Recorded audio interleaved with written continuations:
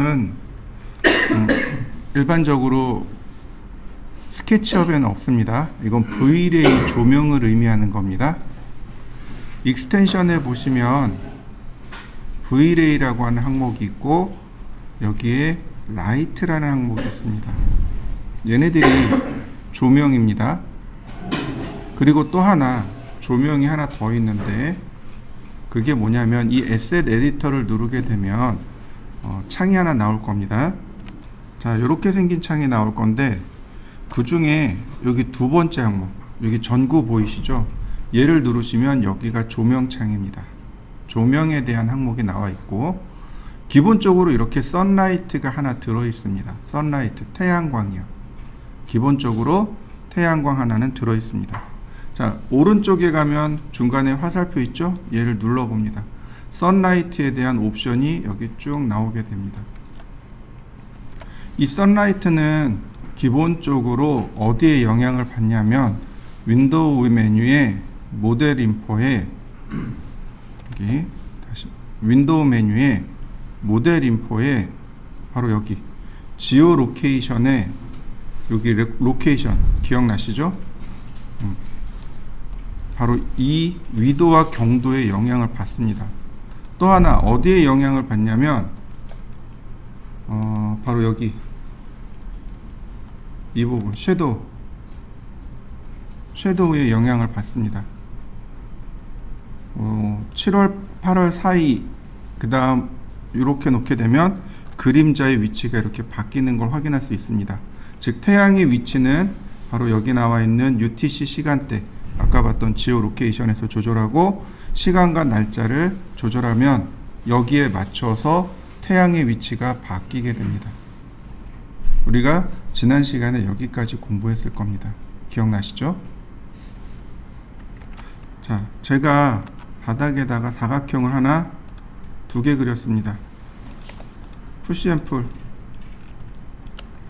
자, 섀도우를 켜면 그림자가 나오는 거 보이시죠? 이때 UTC 시간대는 누구를 가지고 맞춰라? 여기 나와 있는 모델 인포에 얘를 가지고 맞춰라. 위도와 경도를 가지고 맞추세요. 132에 37도입니다 라고 제가 설명을 드렸고 그 다음 시간대는 오후 1시 반 정도가 무난합니다. 그 다음 날짜는 약 7월에서 8월 1일 정도 이 정도 날짜가 가장 무난합니다. 이랬을 때 그림자의 위치가 이렇게 바뀌는 걸 확인할 수 있습니다. 바로 이 위치를 태양의 위치를 얘가 조절한단 말이죠. 여기 나와 있는 이 선라이트의 위치를 누가 조절한다고요? 얘가 조절합니다. 이해되시죠? 근데 여기 보시면 커스텀 오리엔테이션이라고 하는 항목이 있습니다. 커스텀 오리엔테이션. 나 제 마음에 안 들어요. 얘 마음에 안 들어요. 얘 마음에 안 들어요. 내가 태양의 위치를 조금 편하게 바꾸고 싶어요. 이럴 때 커스텀 오리엔테이션을 씁니다. 커스텀이 사용자란 뜻이죠. 사용자가 임의로 조작하는 위치란 뜻입니다. 보시면 동서남북이 이렇게 나옵니다. 동서남북이 이렇게 나와요. 지금 안 나오고 있죠? 자, 제가 이렇게 돌려봤습니다. 그 다음에 태양의 위치입니다. 태양의 위치. 0도면 저녁 시간대가 되겠죠. 해질 때가 될 거고 0도 아래로 내려가면 캄캄한 밤이 될 거고 제가 이렇게 올려봤습니다. 그리고 렌더. 그러면 자, 이와 같이 그림자가랑 이게 되게 밝게 만들어졌네요. 지금 보시면 이렇게요. 여기 X, Y잖아요. 여기가 X고 여기가 Y란 말이죠. 즉 보시면 이렇게요.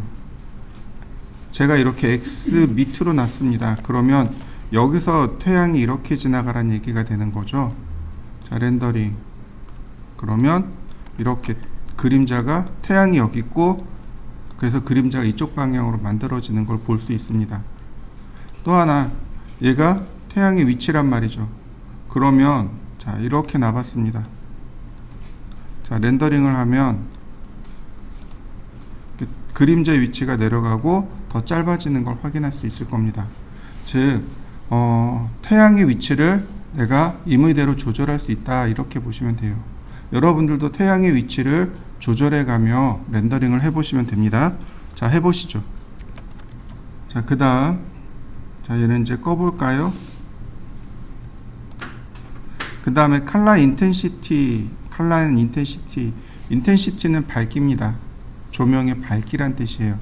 컬러는 조명의 색상이란 뜻이고, 인텐시티는 밝기란 뜻입니다. 생각해 보시죠. 태양의 밝기가 조절이 되는 게 맞을까요? 아니겠죠. 태양의 밝기는 조절하지 않습니다. 여기 보시면 태양의 색상과 인텐시티 멀티플러라는 것이 나옵니다. 즉, 다시 말해서 태양의 밝기를 뜻합니다.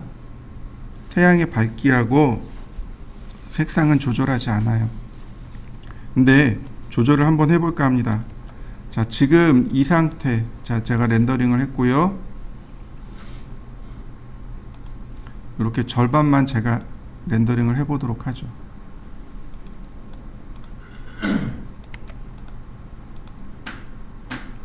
자, 요만큼만 제가 렌더링을 할 건데, 인텐시티 멀티플러를, 여기 있는 인텐시티 멀티플러를 제가 5로 놔봤습니다. 어떤 결과가 일어나는지 한번 보시죠.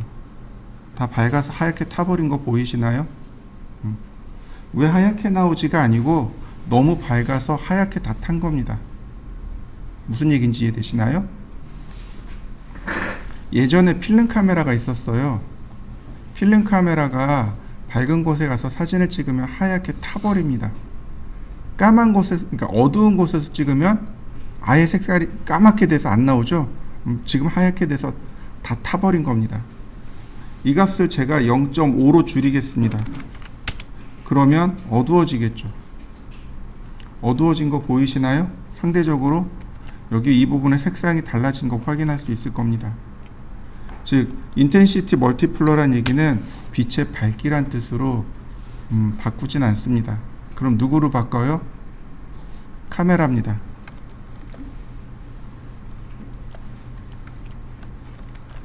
카메라가 어딨냐면 여기 기어 그림 있죠. 여기 기어 그림 있죠. 여기를 누르면 오른쪽 항목에 여기 어드밴스 카메라라고 하는 항목이 있습니다. 여기서 바꾸게 됩니다. 요거는 나중에 다시 설명하기로 하고요.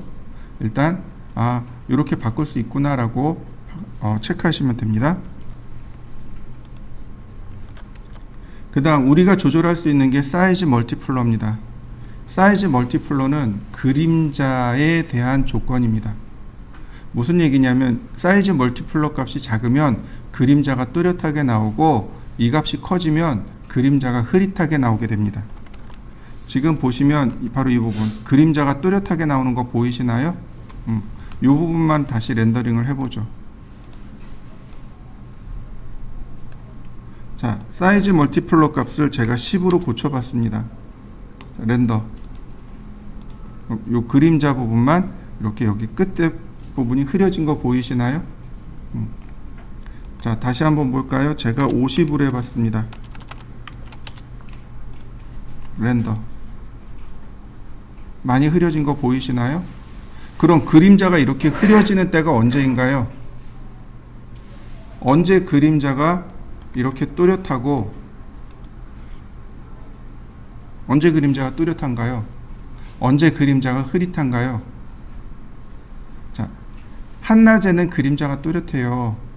근데 아침녘이나 저녁 무렵, 다시 말하면 한 8시에서 10시 사이, 그 다음에 4시에서 6시 사이는 그림자가 흐리겠죠.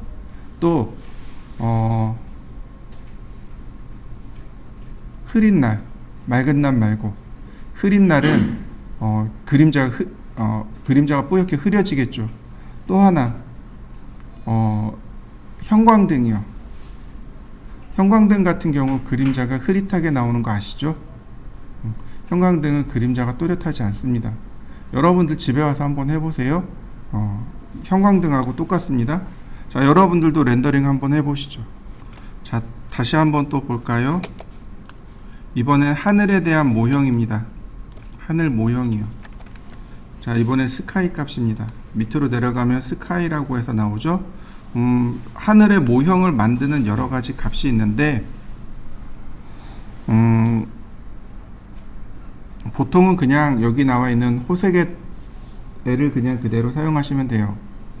다만 이제 우리가 기억해야 될 게, 나는 아주 맑은 날이 필요해, 아주 하늘이 구름 한 점 없이 깨끗한 맑은 날이 필요해, 그랬을 때 여기 있는 CI 클리어를 주시거나, 아니면 그 밑에 PRG 클리어 스카이라고 있죠. 요걸 주시면 됩니다. 비 온 뒤에 아주 맑은 날의 하늘을 표현하고자 할 때 CI 클리어를 쓰시면 됩니다. 자, 렌더링을 걸어보면 이렇게 나옵니다.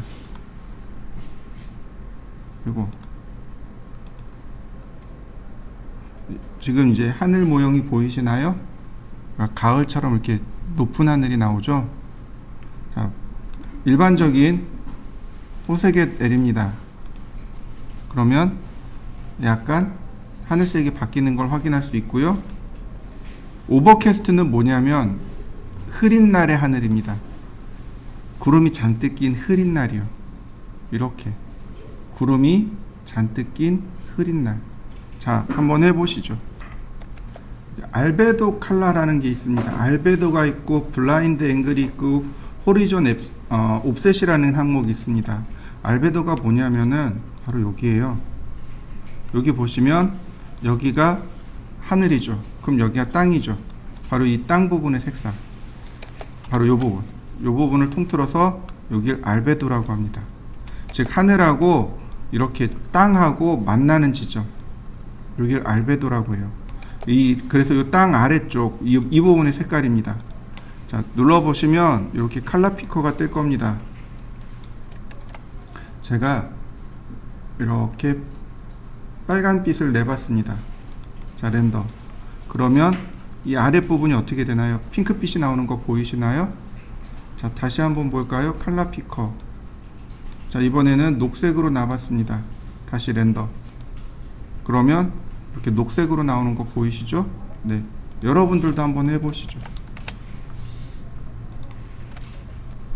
여기 블라인드 앵글이라는 항목이 있습니다. 블라인드 앵글이라는 게 뭐냐면은 바로 이 부분. 이거. 여기서부터 여기까지 색상이 혼합되어지는 영역 있죠? 바로 이 영역을 블라인드 앵글이라고 합니다.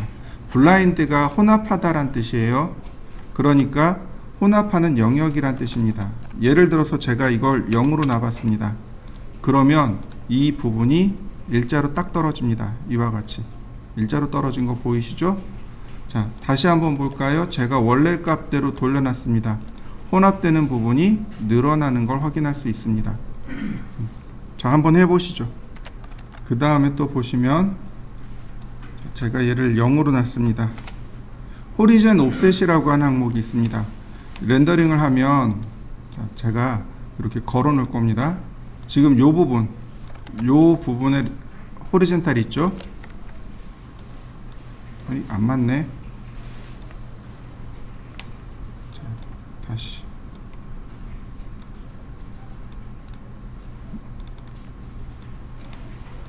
자,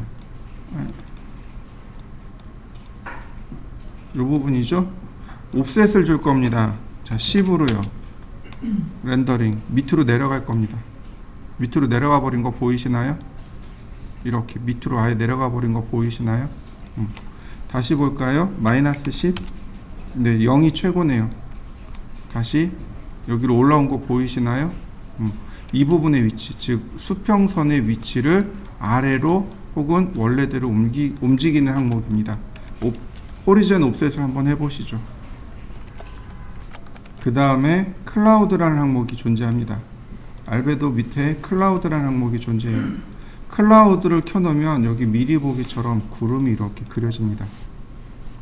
이렇게 3D 구름이 이렇게 나타나요.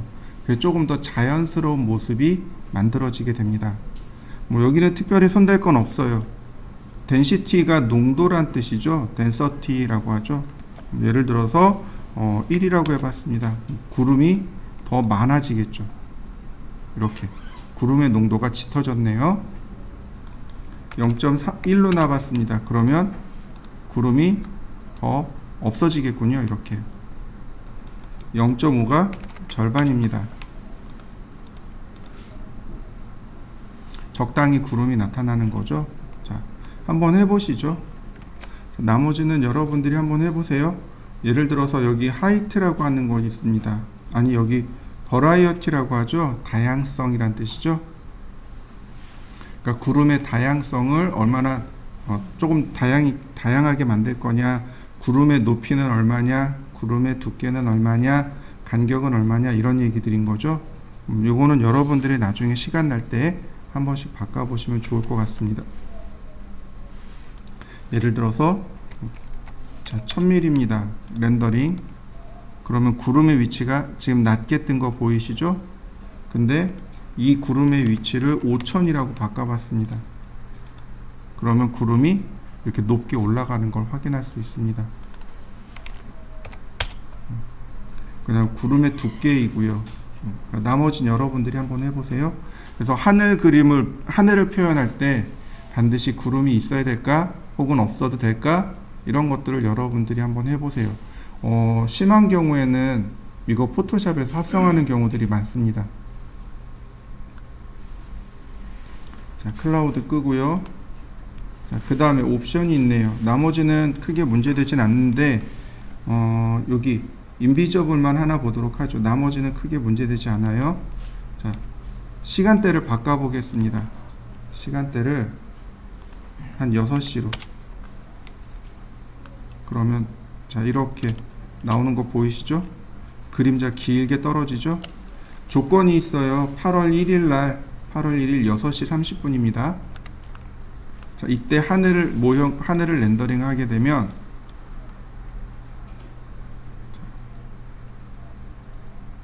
요 부분, 여기 하얀 부분 보이시나요? 조금만 더 시간대를 낮춰 볼까요? 7시로 바꿔보죠. 영영분. 다시 렌더. 여기 동그란 거 보이시나요? 얘가 태양입니다. 기본적으로 태양이 이렇게 보이는 게 정상이에요. 여러분들도 한번 해보세요. 오후 7시로 바꾸시고 그 다음에 렌더링을 하시면 이렇게 동그란 태양을 얻어낼 수 있습니다. 자, 근데 이제 옵션을 보도록 하죠. 바로 여기 인비저블이라는 얘기가 있습니다. 인비저블이 투명하다라는 뜻입니다. 왜 우리 투명인간이란 말 있잖아요.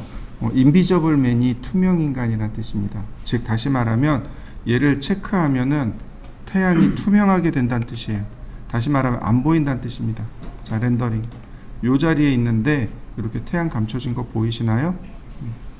바로 태양을 감출 때 사용하는 게 인비저블, 비저블입니다. 다시 체크해 놓고 보면 태양이 이렇게 나오는 걸 확인할 수 있습니다. 자, 한번 해보시죠. 자, 제가 간단하게 사각형을 그릴 겁니다. 5000, 5000 푸시 앤 풀 3000 삭제하고, 자, 시간대를 제가 이렇게 새벽 시간으로 놨습니다. 오전 1시 30분. 그럼 언젠가요? 캄캄한 밤이죠? 네. 그러면 렌더링을 하더라도 이렇게 깜깜하게 돼서 아무것도 안 나올 겁니다. 자, 여러분들도 이렇게 하나 맞춰 보시죠.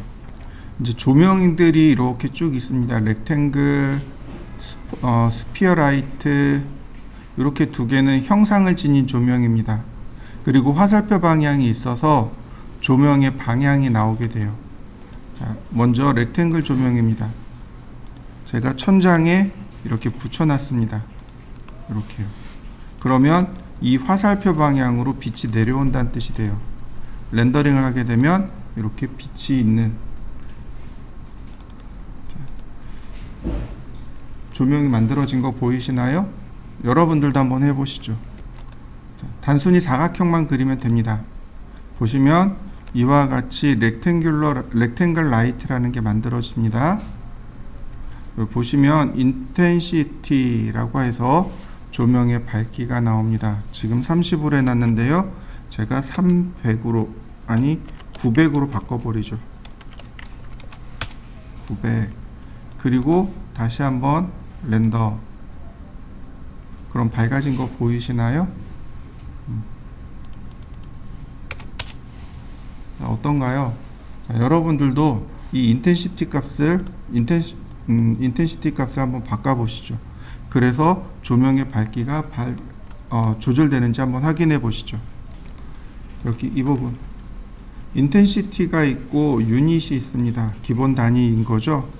여기 루멘이 있고 루미넌스가 있고 라디언트 파워가 있고 라디언스가 있습니다. 여러분들은 이 루미넌스를 써야 돼요. 여기 루미넌스 파워 이거 쓰면 안 돼요. 이건 루멘이라고 했습니다. 제가 루멘과 루미넌스에 대한 차이점에 대해서 설명한 적이 있습니다. 기억나실까요? 제가 빔 프로젝트에 대해서 한번 설명한 적이 있어요. 한 10만원짜리, 그러니까 15만원에서 뭐 한 9만원, 8만원짜리 빔 프로젝트들은 대부분 다 루멘으로 표시한다고 했습니다. 즉, 광원에서 나오는 조명의 밝기. 근데 루미넌스는 뭐라고 했나요? 저 광원에서부터 1m 제곱에 떨어진 가로 세로 1m인 영역에 얼마나 많은 빛이 닿는가로 따진다라고 했습니다. 그러니까 다시 말하면 이 루미넌스를 쓰셔야 여러분들이 올바른 조명을 쓰실 수 있게 됩니다. 참고로 60W 백열구는 대략 한 800에서 900 사이 정도, 900 루멘 정도 됩니다. 여기 800에서 900 정도 루멘이 되고, 우리가 사용하는 형광등 있죠. 형광등이 대략 1200 정도 됩니다. 1200 루멘 정도 돼요. 그러니까 그걸 잘 체크하셔가지고 사용하시면 되는데, 일일이 그런 걸 다 못 외우잖아요. 그냥 쓰는 겁니다. 그냥 디폴트에다 놓고 인텐시티를 그냥 조절해서 써요. 자, 한번 보도록 하죠. 1200. 자, 렌더. 그러면 대략 형광등 하나에 대한 밝기. 자, 2400. 그러면 형광등 두 개에 대한 밝기. 뭐 그렇게 밝지 않죠, 그죠? 근데 루멘으로 바꿔볼까요? 루멘이면 루멘이면 형광등에서 나오는 밝기란 이야기죠. 어떤가요? 더 어두워지는 거 보이시나요? 루멘이 훨씬 더 어두워요. 루미넌스가 더 밝습니다. 똑같은 값이면 루미넌스를 쓰시면 돼요. 5600. 5600이면 4개 정도의 밝기. 이 정도 밝기가 나오네요. 자, 여러분들도 한번 루미넌스와 루멘을 이용해서 한번 해보시죠. 형광등이라고 생각하시고 대략 한 1200 정도를 주시면 됩니다. 렌더링 하면서 그냥 들어두시면 될 것 같아요. 자, 그 다음에 루미넌스가 있고 라디언트 파워가 있고 라디언스라는 것이 있습니다. 여기서 나오는 라디언트는 복사열을 뜻합니다.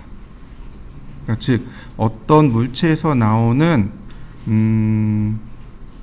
에너지라고 하나? 에너지의 입자가 퍼져나가는 현상, 그걸 복사라고 하는데 복사 에너지를 뜻합니다. 그래서 복사선에 대한 정도를 뜻합니다. 약 100W짜리 백열 전구는 1500 루멘 정도를 방출하는데 거기에 따르는 복사열이 대략 4W 정도 된다고 합니다. 이 와트를 예를 들어서 여기 3W로 이렇게 바꿔버리면 100W 전등 하나가 되겠죠. 그죠? 예를 들어서 뭐 12개 그러면 4개의 전등이 되겠네요. 이런 정도의 전등이 만들어집니다. 그래서 보통 그래서 얘네들은 잘 안 쓰고 이런 정도 나오겠죠. 그죠? 라디언트의 미터 제곱이죠. 쓰면 조금 더 밝아지는 건 확인할 수 있어요.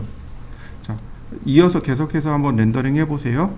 얘는 단위를 3을 기준으로 해서 한번 해보세요. 3을 기준으로. 보통은 이렇게 그냥 디폴트 값을 놓고 써요. 300단위니까 300단위로, 아니 30단위죠. 30단위니까 대략 300에서 900 정도 주시면 충분할 거고요. 형상이 렉탱귤러입니다. 예를 들어서 뭐 여기 70에 70 그러면 가로 세로가 내 마음대로 이렇게 조절이 됩니다. 예를 들어서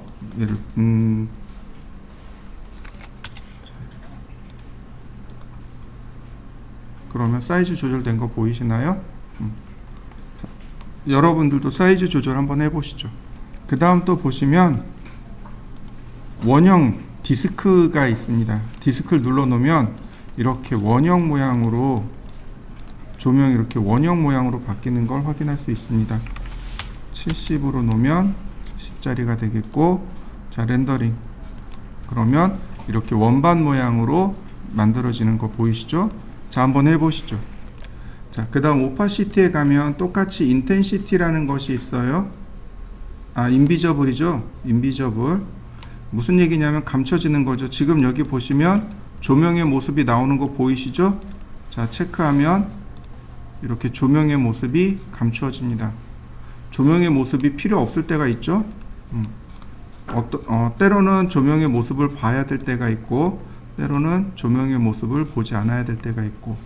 자 한번 해보시죠. 노 디케이라는 것이 있습니다.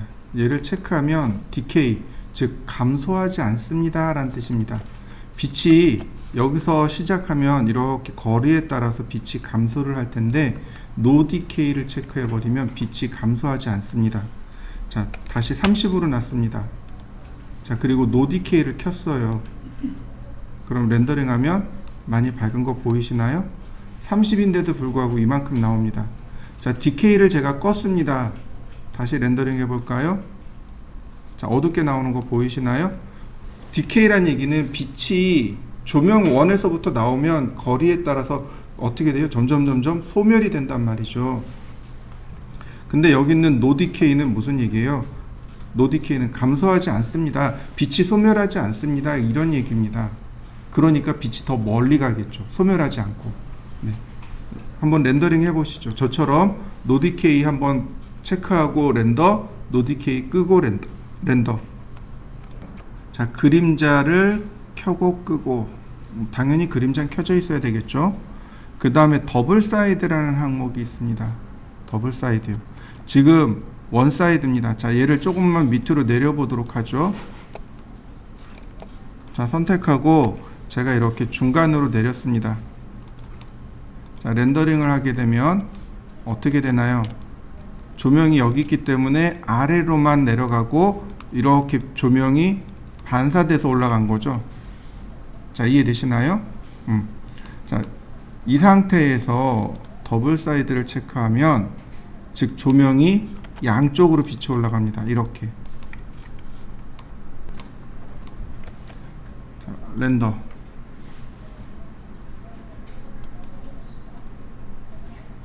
그럼 어떻게 되나요? 빛이 위아래로 올라가는 거 보이시죠? 이런 조명을 우리는 밸런스 조명이라고 했었죠. 자 한번 해보시죠. 자 다음 조명을 보시면은요, 그 다음에 어떤 조명이 있냐면 여기 스포트라이트라는 조명이 존재합니다. 스포트라이트라는 건 뭐예요? 부분 조명입니다. 아니다. 우리 스피어라이트 아직 안 했죠? 스피어라이트는 구슬 모양의 조명을 말합니다. 이렇게 스피어라이트라고 하는 건 이렇게 구슬 모양의 조명입니다. 렌더링을 하게 되면 이렇게 구슬 모양이 만들어지게 돼요. 그러니까 백열등 같이 전등 모양 이렇게 속에 꽂혀 있잖아요. 그런 전등 모양의 조명이 바로 스피어라이트입니다. 요것도 한번 렌더링 해보시죠. 옵션을 살펴보면은요, 특별한 내용은 없어요. 인텐시티라고 조명의 밝기와 사이즈, 조명의 크기만 있을 뿐입니다. 옵션을 보면 인비저블과 노 디케이가 이렇게 딱 있습니다. 요 내용들은 나머지는 다 배웠으니까 넘어가도록 하고요. 역시 내가 밝기를 조절하고 싶어요. 너무 어두워요.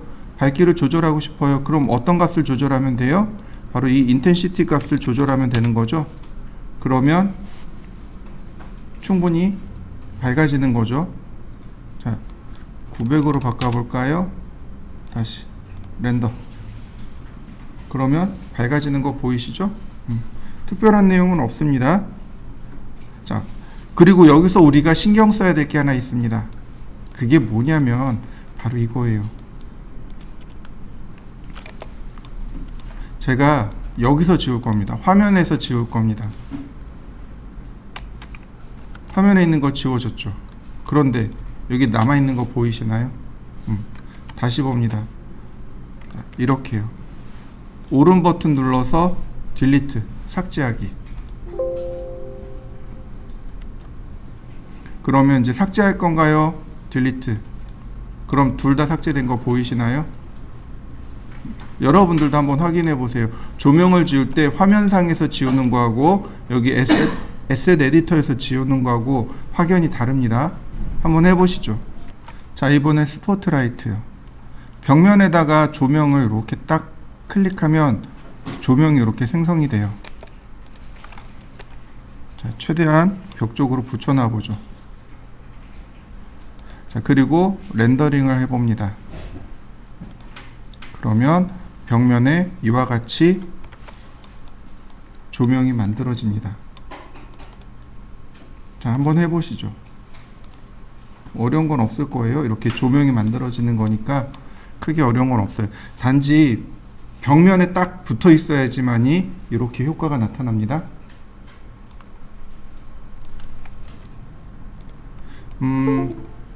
스포트라이트는 옵션이 이렇게 됩니다. 역시 인텐시티가 있고 유니트가 있고, 근데 여기 보면 콘 앵글하고 푸논바 앵글하고 두 가지 각도가 나옵니다. 스포트라이트가 조명이 여기 있어요. 그러면 기본적으로 우리는 이렇게 콘이 만들어지잖아요. 그죠? 근데 잘 생각해 보면 이거예요. 이 콘이 칼처럼 딱 떨어지던가요? 아니면 이렇게 바깥쪽으로 살며시 사라지면서 없어지던가요? 이렇게 살며시 사라지면서 없어진단 말이죠. 이쪽으로. 이 방향으로 살며시 사라지면서 없어져요. 이게 자연스러운 겁니다.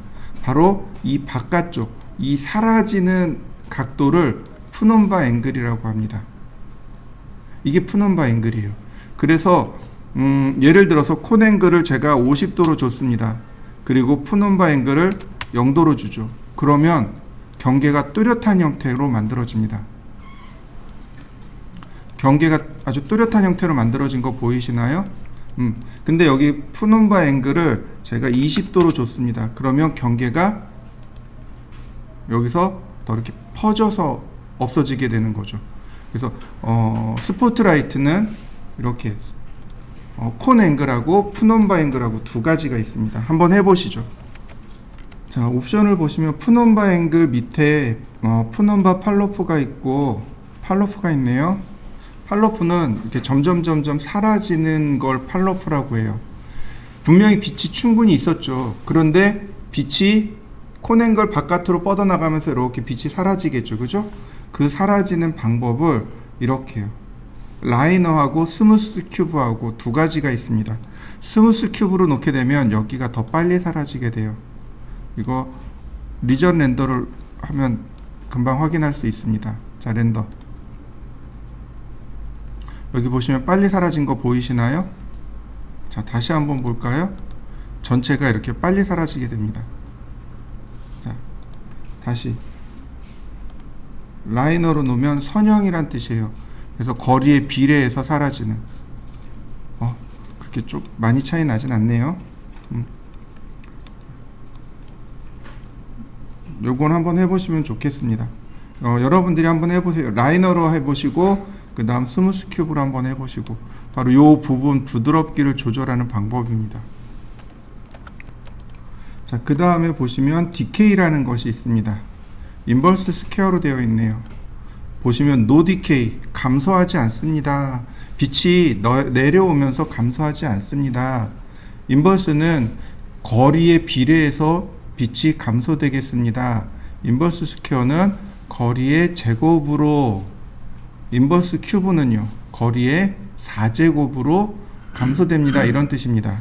자, 인버스로 한번 놔볼까요? 그러면 빛이 이렇게 감소됩니다. 제가 전체를 이렇게 놔보도록 하죠. 자, 렌더. 그러면 이렇게 바닥 부분까지 조명이 내려오는 거 보이시죠?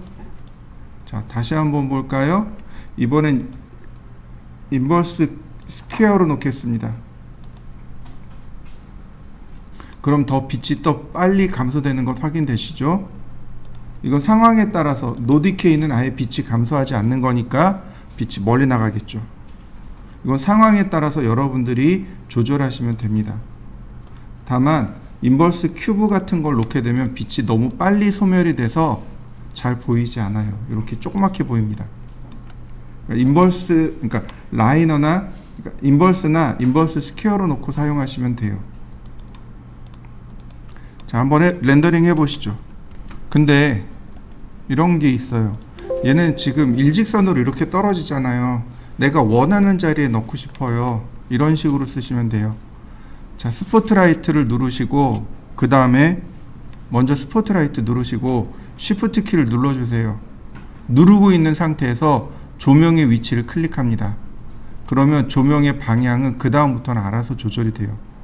여기다가 비칠 거고 클릭, 그 다음에 콘, 그 다음 푸넘바. 자, 렌더. 그러면 아이고 렌더. 그러면 이렇게 내가 원하는 대로 조명이 나가게 돼요. 자, 한번 해보시죠. 쉬프트 키를 누르고 조명의 위치를 클릭하고 그 다음에 조명이 들어가야 될 방향을 조절해주면 이렇게요. 얼마든지 편하게 조명을 설치할 수 있습니다. 조명 설치 한번 해보시죠. 그 다음 조명이 누구냐면 여기 IES 라이트라는 것이 하나 있습니다. 여기 되게 특이해요. IES 라이트라고 합니다. 이 IES가 뭐냐면 조명 엔지니어가, 즉 다시 말해서 조명을 만드는 회사에 가면 조명을 만드는 개발자가 있겠죠. 조명 엔지니어라고 해요. 이 조명 엔지니어가 조명을 만들고 나서 그 조명의 특성을 적어 놓는 파일이 있습니다. 그걸 IES 파일이라고 합니다. 거기에 보면 조명의 모양이라든지 크기라든지 밝기라든지 혹은 범위라든지 이런 것들이 다 나와 있어요. 조명의 특징이 다 나와 있습니다. 바로 그 IES 파일을 이용해서 스포트라이트를 주겠습니다 라는 뜻입니다.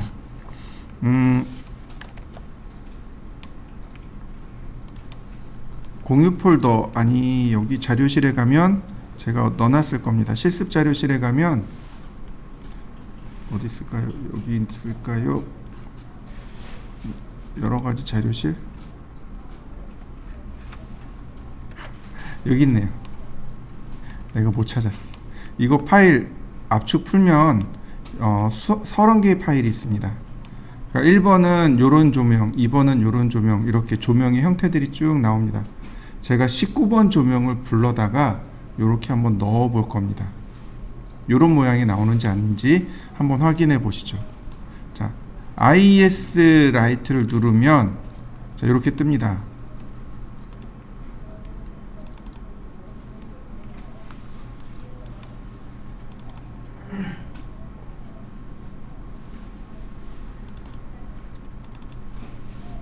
자, 19번 IES 여기 있네요.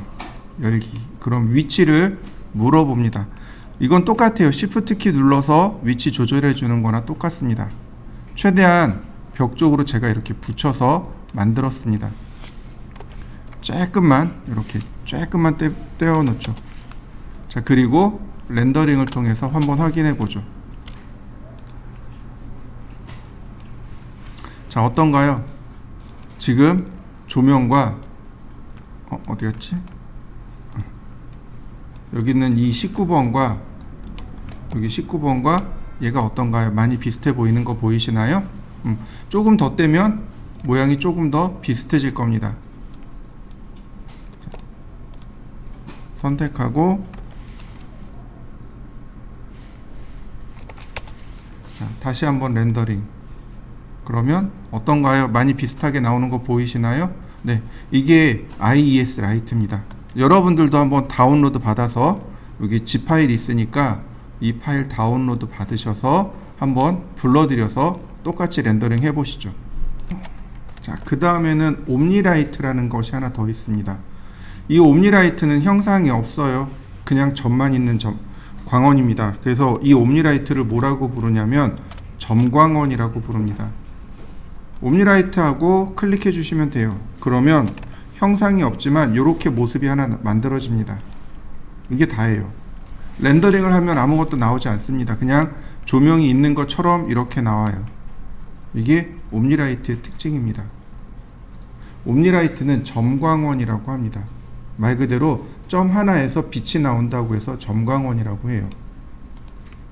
자, 옴니라이트 역시 마찬가지로 인텐시티가 있고 여기 인버스 스퀘어로 되어 있네요. 자, 빛이 너무 강해요.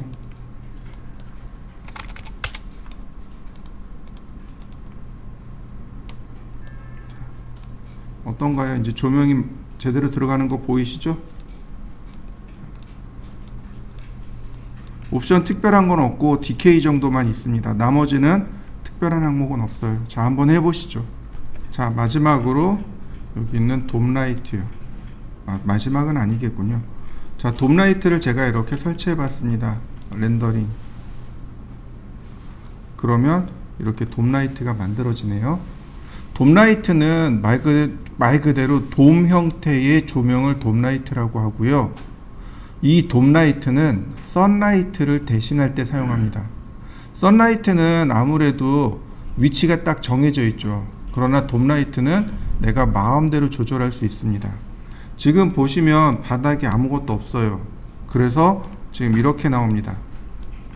자, 인피니티 플랜을 제가 이렇게 설치해 봤습니다. 그리고 다시 한번 렌더. 그러면 이렇게 인피니티 플랜이 만들어지고 돔라이트도 굉장히 강하게 나오는데요. 자, 돔라이트에 대한 조명을 어떤 조명을 좀 바꿔줘야 될까요?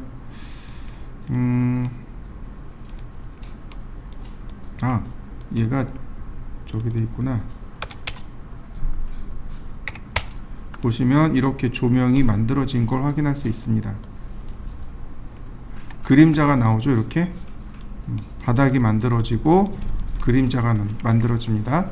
이거 인피니티 플랜이라고 해요. 이때 보시면 화살표가 있는 걸 확인할 수 있습니다. 이게 바로 태양의 위치입니다. 태양의 위치가 이쪽에 있습니다. 그림자가 이쪽에 만들어지는 거죠.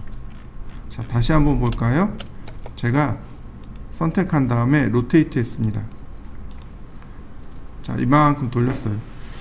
150도. 태양이 여기 있다고 했습니다. 그러면 조명이, 그러니까 그림자가 이쪽에 만들어지겠군요. 렌더링. 자, 근데 그림자의 위치는 안 바뀌네요. 그죠? 뭔가 옵션이 있겠군요.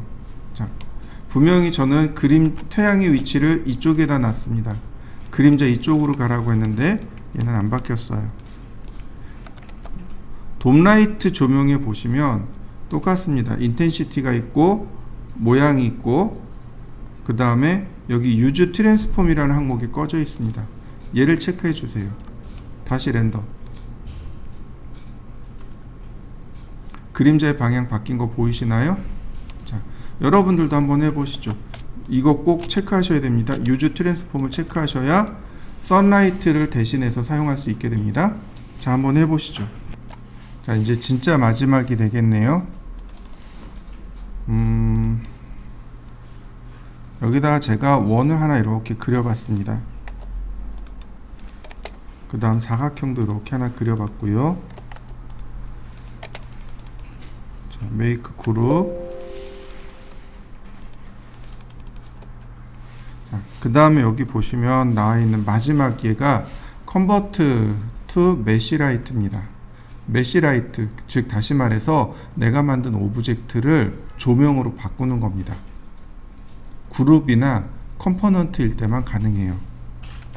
선택을 한 다음에 얘를 눌러주시면 이렇게 조명으로 들어오게 됩니다. 이렇게 메시라이트로 들어오게 돼요.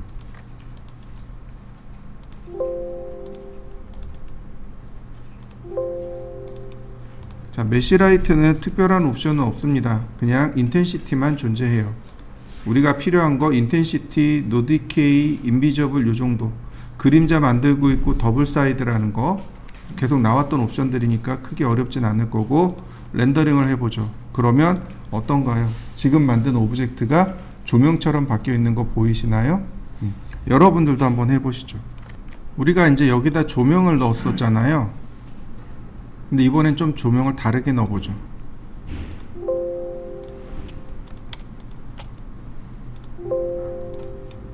자, 이 부분이요. 얘는 메시 오브젝트로 여기 다 선택해서 어떻게 주면 돼요? 우리 이거 만들 때 다 별도로 만들었단 말이죠. 메시 라이트를 주시면 돼요. 그러면 이와 같이 메시 라이트가 들어가게 돼요. 30에 30이니까 많이 어둡네요. 자, 렌더링. 내가 조명을 넣지 않더라도, 그죠? 별도의 조명이 없더라도 이와 같이 조명이 들어가네요. 이게 하나 들어갔고요.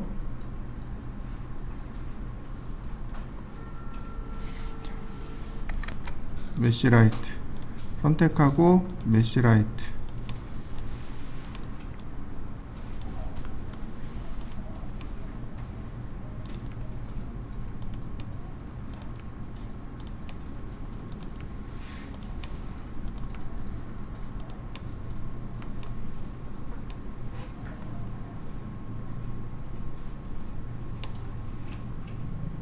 그 다음에 여기 얘 전등갓이잖아요. 전등갓도 메시 라이트. 자, 다시 한번 렌더링을 걸어 볼까요? 그러면 전체적으로 조명이 이렇게 들어간 느낌이 만들어집니다. 아까는 어떻게 했나요? 렉탱글 라이트를 이용해서 디스크, 즉 원반 모양의 조명을 줬지만 지금은 어떻게 된 건가요? 오브젝트 자체가 조명으로 바뀌어 버린 거죠. 자, 오히려 이런 경우 지금 여기 보시면 전등갓도 마찬가지로 조명이 되고 다 조명의 효과를 만들어내는 거죠. 자, 한번 해보시죠.